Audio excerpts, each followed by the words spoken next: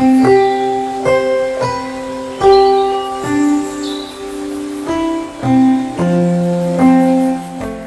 दोस्तों, मेरा नाम डॉक्टर रुचि अग्रवाल है। मैं एक गायनेकोलॉजिस्ट हूँ। आज मैं आपको एक बहुत ही कॉम्प्लिकेटेड समस्या के बारे में बताऊंगी जो कि प्रेगनेंसी से रिलेटेड है।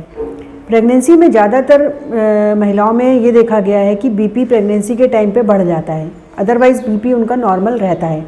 नॉर्मल बीपी की परिभाषा ये होती है कि जब बीपी 120-80 होता है या उससे नीचे होता है उसे हम नॉर्मल कहते हैं। 90 और 60 से नीचे वाले ब्लड प्रेशर को हम लो ब्लड प्रेशर कहते हैं। लेकिन जब बीपी प्रेगनेंसी में बढ़ने लगता है, 120 से ऊपर 130-90, 140-90 हो जाता है तो उसे हम हाई ब्लड प्रेशर कहते हैं। जनरली क्या होता है कि प्रेग्नेंट वुमेन में पहले तो बीपी नॉर्मल रहता है, लेकिन जैसे ही 20 हफ्ते के बाद की प्रेगनेंसी स्टार्ट होती है तो वो बीपी बढ़ना शुरू हो जाता है। ये और हाई बीपी के प्रेगनेंसी में बहुत सारे कॉम्प्लिकेशंस होते हैं।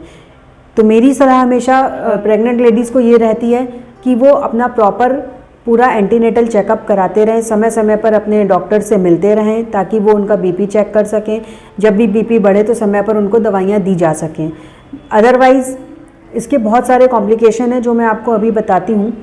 इसका प्रिवेंशन यही है कि बहुत ज़्यादा नमक नहीं खाना है, अपनी डाइट को बिल्कुल बैलेंस्ड रखना है, बहुत ज़्यादा प्रोसेस्ड फूड्स नहीं लेने हैं जो डिब्बे बंद फूड जिनको हम कहते हैं, हरी सब्जियां ज़्यादा खानी हैं, प्रॉपर एक्सरसाइज करनी है और इसके अलावा कोई भी स्मोकिंग और ड्रिंकिंग अल्कोहल ये बिल्कुल भी प्रेगनेंसी के टाइम पे नहीं लेना है, क्योंकि अल्कोहल से तो और भी समस्याएं बच्चे में आ सकती हैं।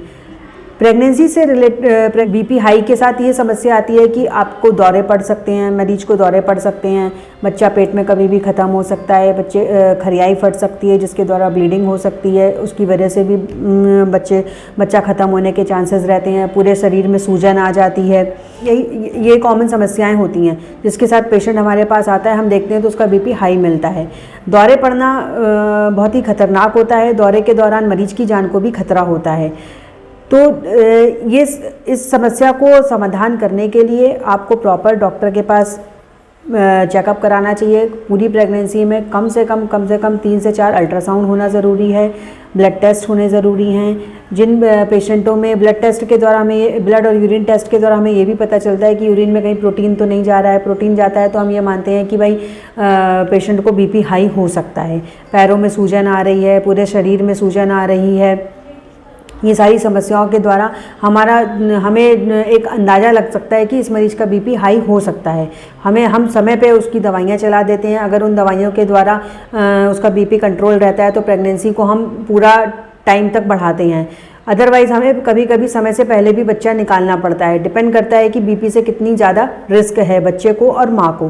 प्रेगनेंसी में बीपी हाई होना एक मरीज के लिए भी खतरनाक होता है और बच्चे के लिए भी खतरनाक होता है। इसमें मरीज की जान को भी खतरा है और बच्चे की जान को भी खतरा है। तो मेरी एडवाइस यही रहेगी ऐसे मरीजों को जिनका बीपी हाई होता है वो अपने डॉक्टर से ज़रूर सलाह लेती रहें, समय समय पर अपना बीपी चेक कराती रहें और जो भी मैंने प्रिवेंटिव मेजर्स बताए हैं जैसे कि ज़्यादा सॉल्ट नहीं खाना है, ज़्यादा मसालेदार चीज़ें नहीं खानी है, प्रॉपर हल्की फुल्की एक्सरसाइजेस भी करते रहना है, ये सारी चीज़ों को फॉलो करते हुए प्रॉपर अल्ट्रासाउंड कराती रहें ताकि बच्चे के बारे में भी पता चलता रहे और अगर बीपी बढ़ता है तो समय पर वो दवाइयाँ खाती रहें जिससे कि उनकी ये बीपी की समस्या का समाधान हो सके।